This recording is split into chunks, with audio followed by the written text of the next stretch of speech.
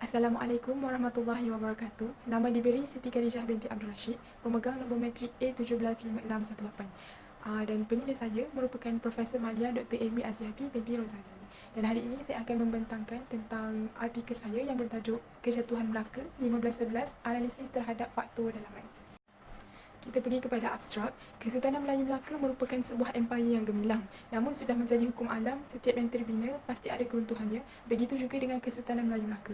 Kerajaan yang dibina hasil titik peluh para pemerintah terdahulu akhirnya jatuh ke tangan kuasa Portugis. Para pengkaji sejarah luka ada menyenaraikan pelbagai faktor keruntuhan kerajaan ini, yang salah satu penyumbang utama adalah disebabkan oleh faktor kelemahan dari dalam kerajaan itu sendiri. Oleh demikian, kajian ini bertujuan untuk meneliti kejatuhan kerajaan Melaka yang lebih memfokuskan kepada aspek kelemahan dalaman negara itu sendiri. Metod yang digunakan dalam menghasilkan kajian ini adalah melalui kaedah kualitatif, iaitu dengan menggunakan penelitian kepustakaan. Hasil kajian yang dijalankan mendapati bahawa peranan yang dimainkan oleh pemerintah sesebuah empayar adalah penting dalam menjamin kelangsungan pemerintahan. Akan tetapi, kehadiran kepribadian yang bersifat negatif mampu membantutkan perkembangan serta kegemilangan tersebut yang bukan sahaja menggoyahkan pihak pemerintah negara, malah juga kesetiaan rakyat juga turut tergugat bersama. Kita pergi pula kepada pengenalan. Kerajaan Melayu Melaka dikatakan mencapai puncak kegemilangannya pada zaman pemerintahan Sultan Mansur Shah, iaitu pada tahun 1459 hingga 1447. Namun selepas itu, Kesultanan Melayu Melaka mula melalui zaman keruntuhannya apabila Melaka ditawan oleh Portugis, iaitu di bawah pemerintahan Sultan Mahmud Shah. Namun, perkara ini sudah menjadi lumrah kehidupan, yang mana setiap yang bernyawa pasti akan menemui kematian, dan setiap yang terbina walau seutuh mana sekalipun akan menemui suatu proses yang dinamakan sebagai kemerosotan. Oleh itu, penyerahan kuasa Sultan Alauddin Riayat Shah kepada anaknya Sultan Mahmud Shah telah mengundang rasa kurang senang dalam kalangan rakyat kerana sifat baginda yang berlawanan dengan sifat ayahndanya. Pemerintah yang pada mulanya adil dan menjaga hak rakyat sudah mula memonopoli kuasa serta mula bertindak keras dan tidak mempedulikan rakyat seperti situasi yang sebelumnya. Hal ini telah mendorong kepercayaan rakyat sudah mula memudar, sekaligus kekuatan semangat asabiah pada peringkat ini mula menunjukkan tanda-tanda kegoyahan. Kita pergi pula kepada metodologi kajian. Pengkaji menggunakan kaedah kualitatif dengan menggunakan 3 metod, iaitu metod dokumentasi, metod pengumpulan data dan juga metod penganalisisan data. Metod dokumentasi, penggunaan bahan bertulis atau bercetak seperti buku, catatan harian, sijil, surat-surat dan sebagainya. Untuk metod pengumpulan data pula, pengkaji mengumpul data-data yang diperoleh daripada sumber primer dan juga sekunder dalam bahasa Melayu dan juga bahasa Inggeris. Untuk metod penganalisisan data, data-data yang dikumpul dianalisis dengan memberi fokus kepada perkara yang hendak diketengahkanlah dalam kajian, iaitu analisis kejatuhan Melaka dalam aspek kelemahan dari dalam kerajaan itu sendiri. Kita pergi pula kepada dapatan dan perbincangan. Di sini pengkaji telah menyertakan beberapa faktor dalaman yang menyebabkan ataupun mendorong kepada kejatuhan kerajaan Melaka. Yang pertama adalah ketiadaan pemimpin yang berwibawa.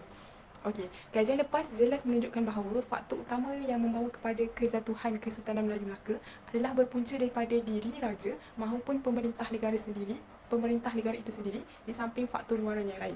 Sultan Mahmud Shah adalah individu yang orang kata sangat mempengaruhi situasi pemerintahan pada ketika itu. Era pemerintahan Sultan Mahmud Shah lebih mengikut hawa nafsu dan kepentingan diri sahaja, yang mana beliau juga tidak mengamalkan tuntutan syariah dengan sepenuhnya. Beliau juga tidak berlaku adil dalam hal-hal kehakiman dan bersikap pilih kasih serta mementingkan kemewahan. Beliau juga merupakan pembuat keputusan tanpa usul periksa dan mementingkan diri serta banyak berlaku penindasan sepanjang pemerintahannya.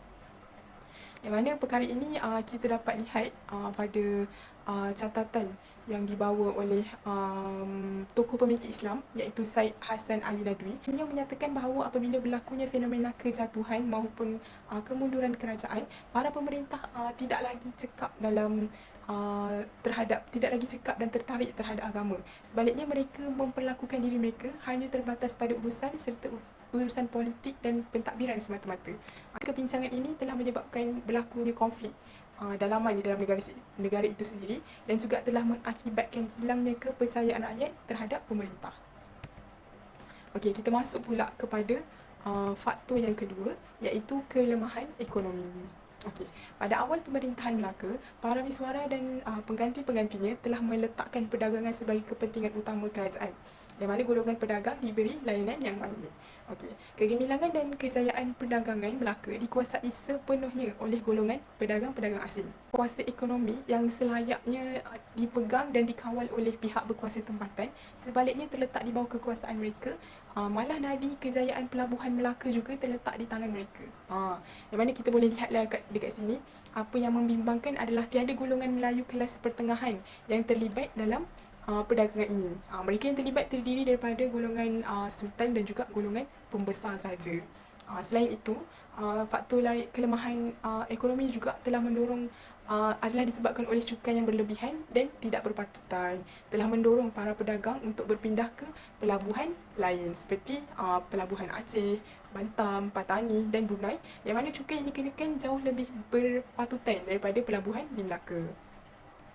Okey, bukan itu saja, dasar pilih kasih yang diamalkan oleh pembesar juga seperti memberi layanan istimewa kepada sesetengah pedagang telah mewujudkan diskriminasi dari segi layanan dan juga ketidakadilan terhadap cukai serta perasaan cemburu para pedagang. Kita boleh tengok juga dekat dalam ekonomi di Melaka juga telah berlakunya gejala rasuah yang semakin berleluasa, sama ada dalam kalangan pemerintah dan juga rakyat. Okey, kita pergi kepada peranan ataupun faktor yang seterusnya, iaitu faktor yang ketiga, peranan golongan pedagang asing. Okey, golongan pedagang merupakan satu golongan yang sering mendapat perhatian memandangkan aktiviti perdagangan merupakan salah satu kepentingan utama kerajaan Melaka pada ketika itu. Okey, yang mana matlamat golongan pedagang ni yang berdagang di Melaka adalah sekadar untuk mencari keuntungan saja. Kiranya mereka ni tidak mengindahkan pun siapa pun yang memegang tampuk pemerintahan selagi mana kepentingan mereka dan juga orang kata apa, kepentingan dan juga keuntungan mereka tu terpelihara. Okey. Malah mereka juga tidak mengindahkan pihak mana sekalipun yang memegang tampuk pemerintahan selagi mana kepentingan, keselamatan dan juga keuntungan mereka tu terpelihara dan juga dijaga.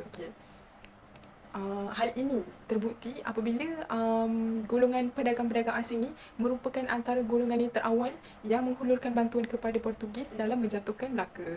Kat sini pengkaji memberikan contoh iaitu Nina Catu, iaitu pihak pembelut yang memberikan segala maklumat berkenaan dengan kelemahan Melaka.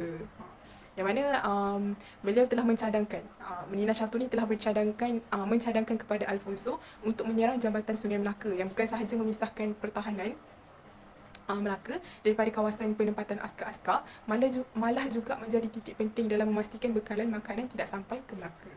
Nampak dari sini kita boleh nampaklah orang kata apa, satu pembelotan yang telah berlaku dalam kalangan pedagang asing. Okey, kita pergi kepada yang terakhir adalah kesimpulan. Okey, kesimpulannya, dalam mempertahankan kedaulatan sesebuah negara perlunya kepada pengukuhan daripada aspek dalaman dahulu diikuti pula dengan aspek luaran. Inilah mana mungkin kekuatan luaran mampu terbina tanpa kekuatan dalaman yang kukuh. So, apa-apa pun mesti dimulakan daripada dalaman dahulu. Mesti kita pupuk daripada dalam dulu, pupuk kesetiaan, pupuk keadilan daripada dalaman tu sendiri, baru akan terzahirnya satu pemerintahan ataupun satu kejayaan yang sangat gemilang di luar sana. Okay, itu sahaja. Sekian sahaja daripada saya untuk pembentangan pada hari ini. Terima kasih.